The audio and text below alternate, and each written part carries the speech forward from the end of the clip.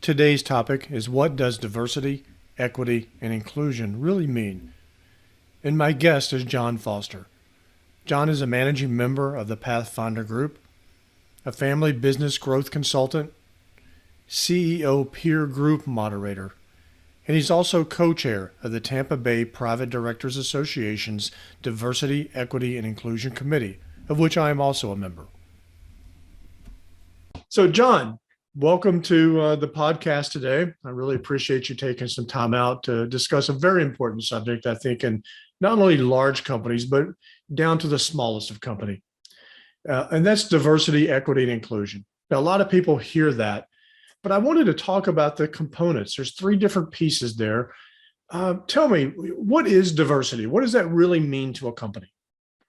Well, I'm certainly no expert, but I think at its core, it means different people coming together with different perspectives. They could be differences around race. They could be differences of perspectives or sexual orientation or ages, but differences and how those differences shape our views. And for me, while I think, a lot of folks are struggling with the answer, standardizing the answers to your question about diversity, I think differences pretty much captures it. I think that's a really good point. And one of the challenges sometimes you see in the US, I think, is that we are somewhat geographically isolated. And because of that, people aren't often as exposed to cultures as we need to be. And having a good policy of diversity really makes a difference. I've personally been in several dozen countries, and I enjoy that mix of culture, mix of people, and diversity is so important. A different way of thinking, different ideas, even different value sets that come from the different cultures. It's really important to have at the table, don't you think? Well, there's no question. I think the richness of the tapestry that gets developed from those cultural differences, from those different perspectives, really makes life richer and worth living. And when you fail to reflect on how you feel about different things, I think you stunt your growth. And when you put yourself in an environment where there are folks challenging your answers, and you're forced to think about things from somebody else's perspective, I think everybody wins. You come away richer for having experienced that, if you can get comfortable doing that. Absolutely. So what is equity? A lot of people talk about diversity. They talk about inclusion, but equity is something I'm not sure everybody completely understands the concept behind. And can you maybe clear that up a little bit for us? I'm not sure I'm going to be able to clear it up. I think we're all still struggling to standardize these terms, but I think equity is kind of rooted in the idea of justice or fairness. Give people the same opportunity. And I think, smart people can differ, but I think, if we simplify it and recognize it from the basis of fairness, I think we're getting closer to what it really means. Thank you. That actually helps explain that quite a bit. Now, what about inclusion? If we have a diverse workforce, what about inclusion on that too? So I think about inclusion a little bit differently. Cultures, anthropologists will tell you that cultures are really made up of behaviors that might be represented by values, but it's actions and actions in the aggregate. And so I look at inclusion as an action, as a verb, to include.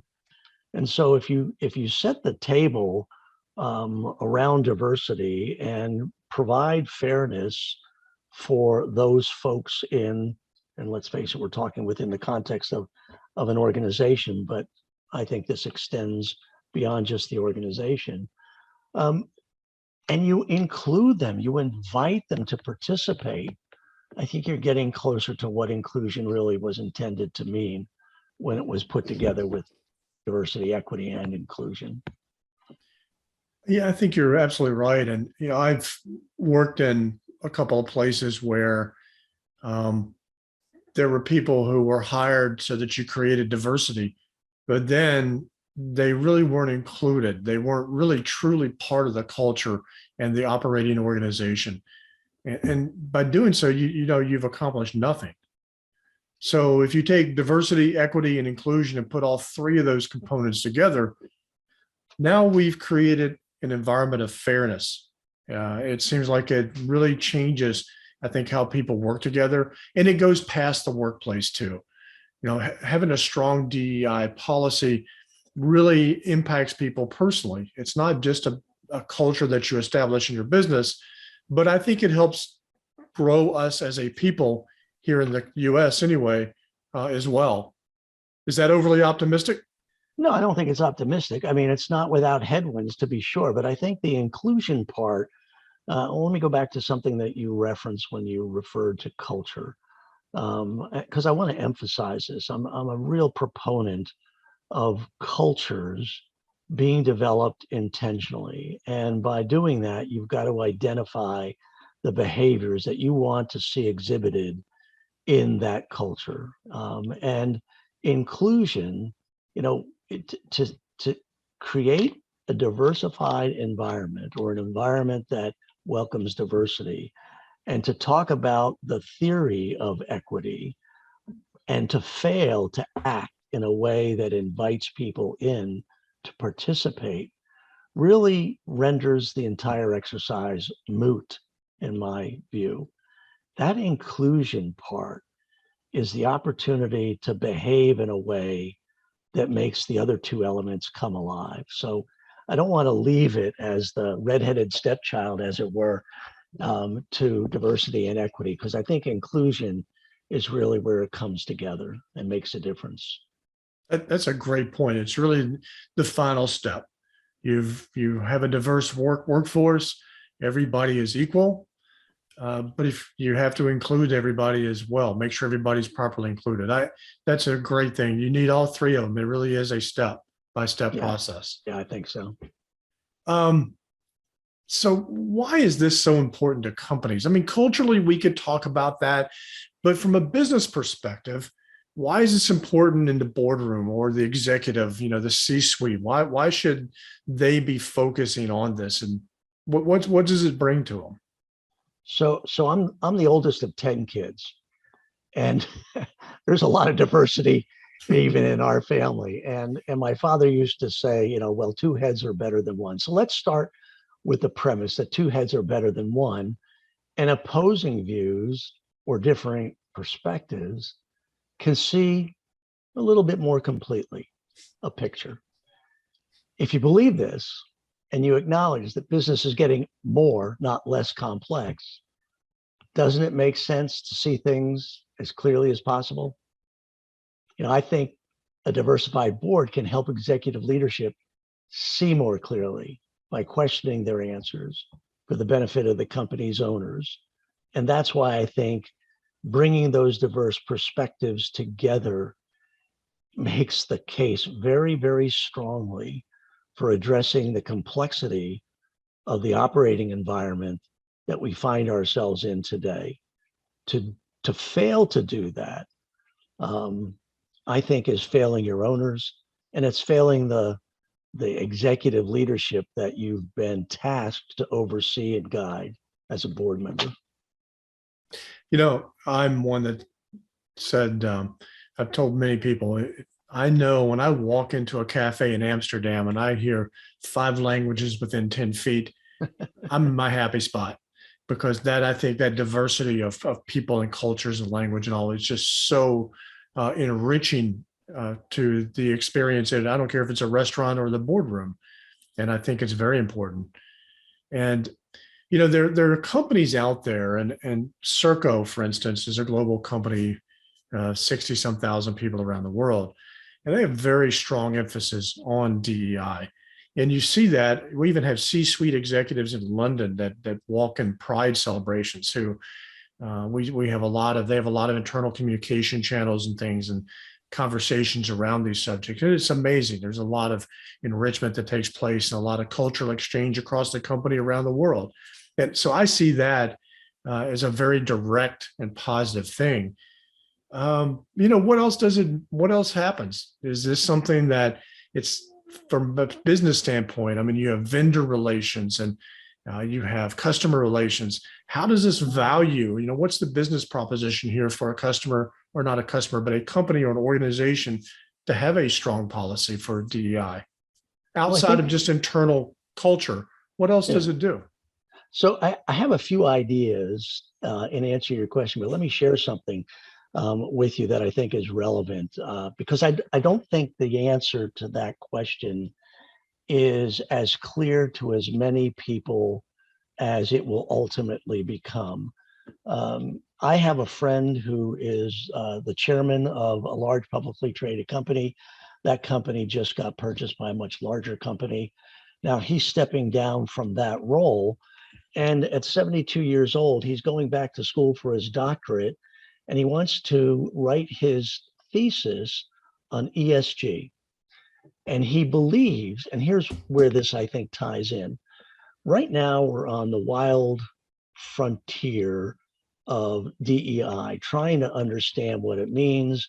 I mentioned earlier that I think there's a lot of us who are struggling to come up with clear, standardized definitions, and that is true. Companies that are sincere about tackling this issue are struggling with how do we standardize the terms and what do they mean, and if we get around those definitions, how do we then implement it? And so he's taken on as his vision the role for studying it and intentionally trying to make the business case for why companies ought to be focusing on this.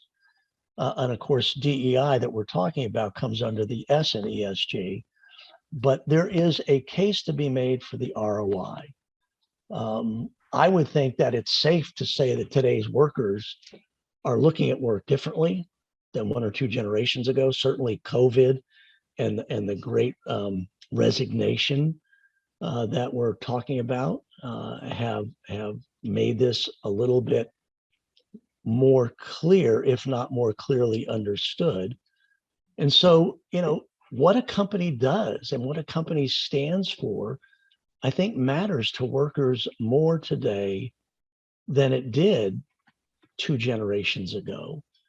And in the fight for talent, if you want to win those talent wars, standing for something is important. And today's worker, I think it was Simon Sinek that said, today's workers want at least three things. They want to have purposeful work. They want to know they're aligned with an organization that's doing something that's making a meaningful contribution. They want a career path. They want to be able to grow and develop as individuals and as contributors, not only to that organization, but to the communities that they live in. And they want a certain sense of autonomy. And I think we're seeing some of that writ large in this, work from home, this remote work. So I'd argue that companies would do well to understand the value of meaningful DEI policies in their recruiting and retention. And of course, you and I both know that if you've got strong retention, you can build institutional knowledge that gives you a sustainable competitive advantage. So I'd say, for me, the case is very clear, but there are many for whom it is not yet as clear as it will be, I think. Yeah, and one of the things you actually brought up a point earlier was about from a hiring standpoint too. I'm a proponent of EOS, and one of the things that we talk about then in EOS are defining clearly the core values of the company. What are our values? What kind of culture do we want to have? And things like DEI need to be a part of those core values. And I train recruiters that the first thing you do in the first interview is ask questions around those core values so that you find out if the person you're talking to meets the core values of the company. And if they do, then we get on with the rest of it. But if they don't, then we're not going any further.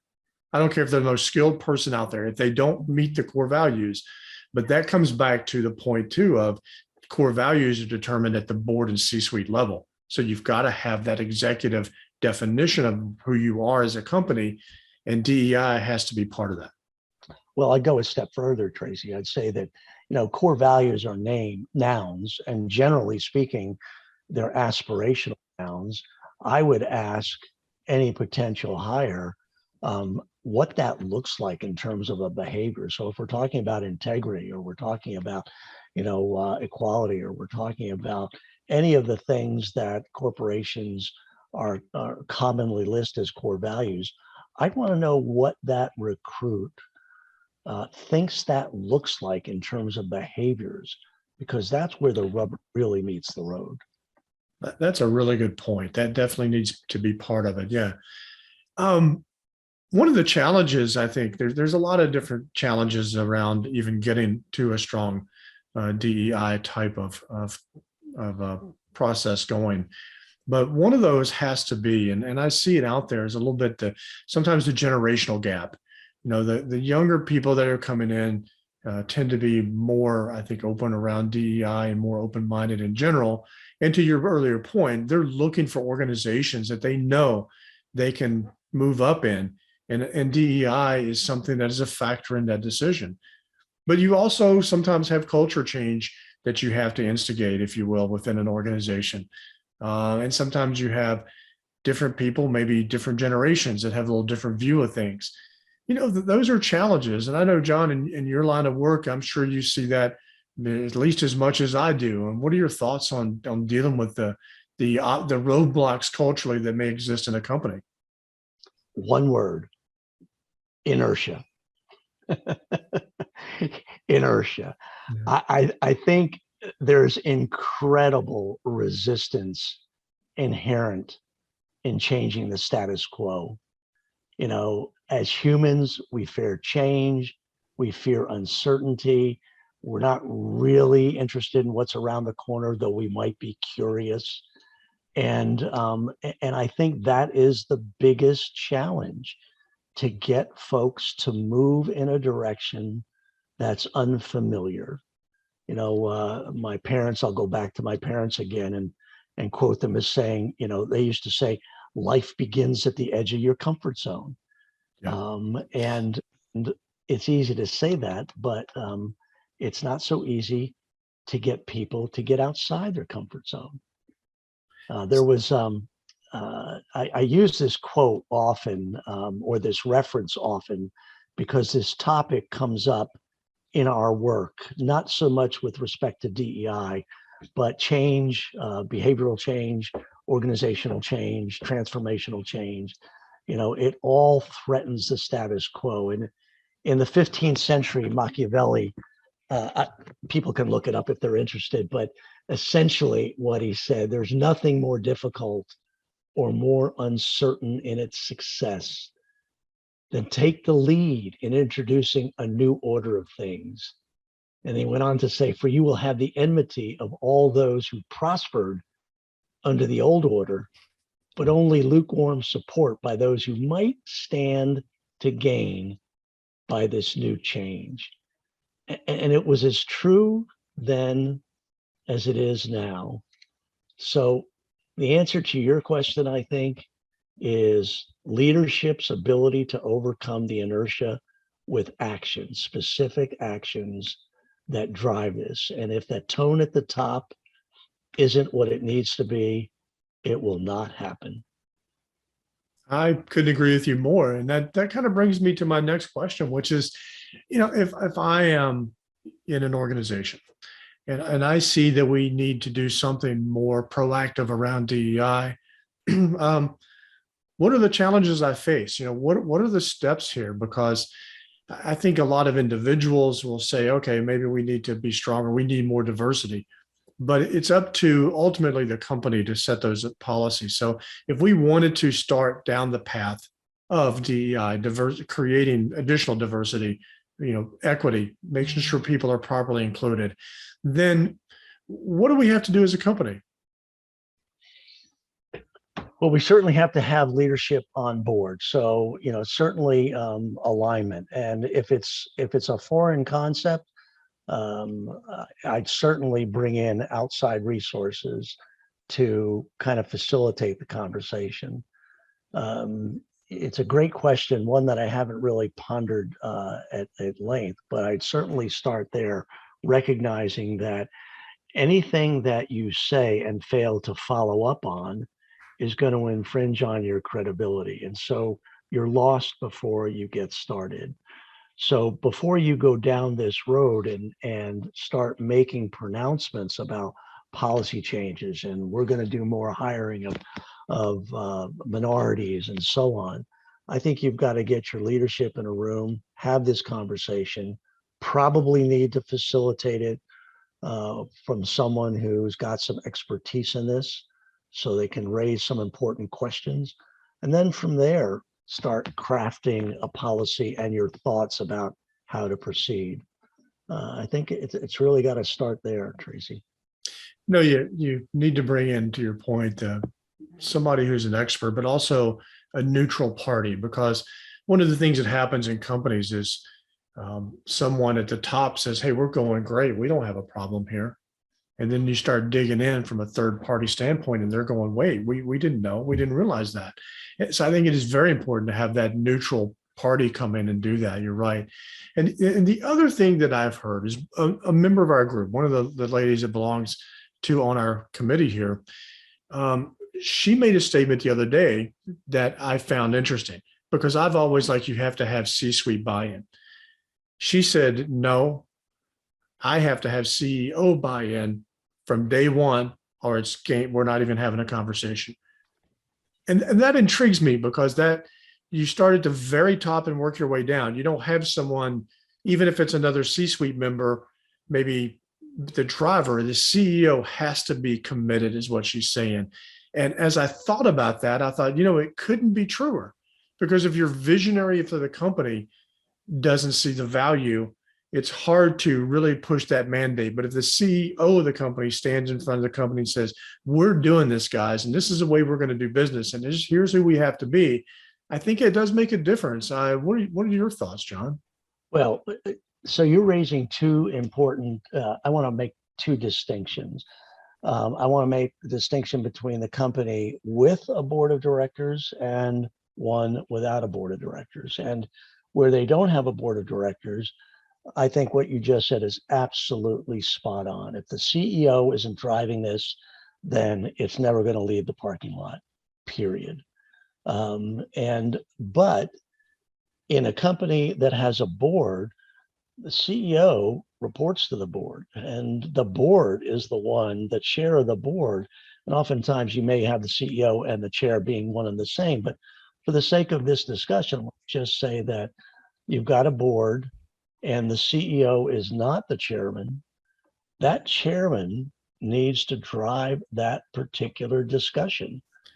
And the board then can, in concert with the CEO, talk about the development of the strategy and the DEI, the importance of DEI being part of that strategy. Of course, it's not the board's role to get into how that's done, but they are certainly responsible for collaborating with the development of the high-level strategy around this topic and other operational components of the strategy. And then the leadership, the CEO and her team, are responsible to the board for implementing that. And so, yes, it does take the leadership of the CEO, but where there's a board involved, I think it's the board's responsibility to step up and start having that conversation, or having the CEO come and bring this to the board as a topic of conversation. You're absolutely right. It really, at the end of the day, whoever is the most senior executive or the senior most executive piece of the organization has to be mandating this. They have to be fully on board. Yeah, I couldn't agree with that more. Yeah. One of the challenges, another challenge around this is, I think people sometimes go into implementing stronger DEI policies a little lighthearted, like, yeah, okay, yeah, it's no big deal. We can make this happen. And then they find that, as we brought up and we're discussing a little bit ago, cultural changes that have to take place and the inertia, as you said, that we need to have to make this successful come in there. But sometimes you run into obstacles and roadblocks. And I see this from an EOS standpoint that, I look for um, the right people. We do something called People Analyzer that looks at everyone in the company and says who fits our core values and who doesn't.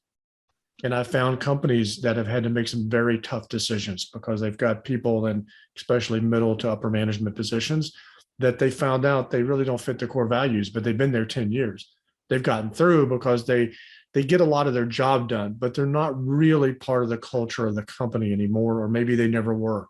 And that means hard decisions. And I think with DEI, when I see companies work in that direction, sometimes you run into that too, where you just have the people, maybe they're not capable of moving or changing, or maybe they're not willing. Um, your thoughts on that? Well, you've described a situation that is more common than uncommon. Organizations typically develop cultures in an ad hoc way. They're not intentional about it. If they've grown beyond the core, the founders, if they've grown beyond the group that started the company, and the founder is no longer involved in the day-to-day or can't touch all the four corners of the business, you find that unintentional cultures develop, and they may or may not be aligned with the founder's core values. And that's part of the work we actually do at Pathfinder Group, where we try to identify what are the behaviors that leadership believes must be in place and aligned with the mission in order for the organization to succeed. If you have that in place, let's jump forward and say you've got that in place. You identify the behaviors that are key, you've defined them, you practice them. They are now the way we do things around here, not unlike the Ritz-Carlton. I mean, if you've ever stayed at the Ritz-Carlton, Oh yeah. I mean, they just got culture down because they're intentional about it. If you've got that in place and people don't get on board, they really self-select out if you're serious about driving those behaviors. If you've got that in place and you're now recruiting, that becomes part of the conversation, the filter, if you will, that tries to determine whether or not the candidate is going to be a fit. You'll certainly make mistakes and people will get through that don't fit, but you'll make fewer of them. And so the inertia to move in a direction that's aligned with those behaviors is far less where the culture is intentional, where it's practiced, and where it really makes a difference.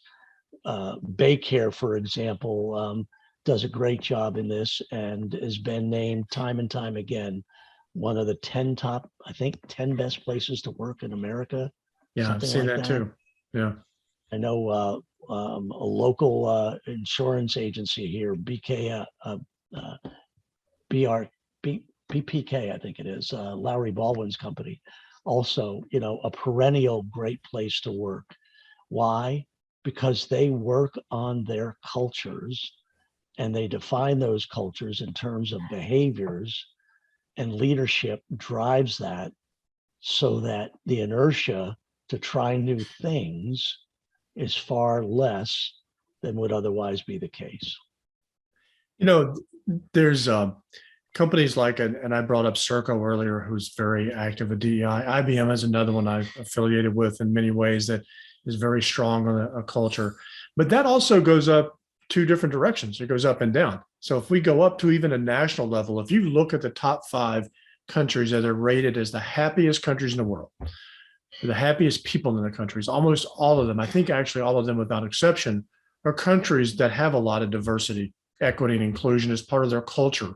It's something they've grown into. And because of that, their people in general are happy. But we're also seeing companies now that are down to, 10, 15, 50, 100 people that are taking this kind of topic very seriously as well. And I think that is a fantastic thing to see. It's almost it's like a grassroots campaign almost, to go back to a 10-person company and see them taking these kinds of things seriously. I know in your business, I'm sure that you interact with some of the smaller organizations, and hopefully see that positive trend as well. Oh, I do. I do. It's again, it's a topic that people want to get more informed about. It's a topic that is in some instances confusing because there are no it's not confusing. That's not the right word, but you want to get it right. And if you want to develop policies, you need to have words, and those words need to have meaning. And so we're struggling to get around meanings that people can agree on. And it's nice to see that particular change happen, and more people are becoming part of that conversation. That's great. Well, John, I really appreciate your time today. It's been very interesting hearing your thoughts and experiences. And, the Tampa Bay Chapter of the Private Directors Association and its Diversity, Equity, and Inclusion Committee that you co-chair and I'm a member of, I think has obviously taken this mission very seriously. And it's great to see so many people interested. And we'll have to chat again in the near future. Maybe a year from now, we'll have this same conversation and see what progression took place in 2022. I'd like that. And I would expect there will have been change. I'm very optimistic about that as well. So thanks again, and I appreciate it. Tracy, thanks a lot. I appreciate you having me on.